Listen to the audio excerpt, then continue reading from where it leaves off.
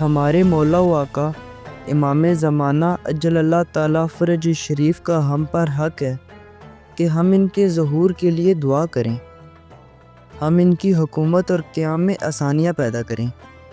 اس لیے ہمیں چاہیے کہ اپنی ہر دعا اور ہر نماز میں دعائے ظہور کو اپنا معمول بنا لیں۔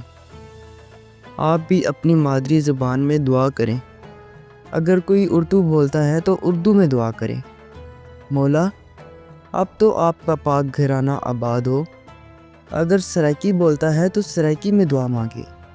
اللہ بھاویں تہاڈا پاک بیڑا آباد ہوئے، اور ہر مظلوم کے مصائب یاد کریں اور انتقام طلب کریں۔ اسی طرح اللہم اجل ولیک الفرج کو اپنا ورد زبان بنا لیں، تاکہ ہمارا شمار بھی امام زمانہ اجل اللہ تعالیٰ فرج شریف کے ناصرین اور منتظرین میں ہو، نہ کہ صرف زبانی دعویٰ کرنے والوں میں۔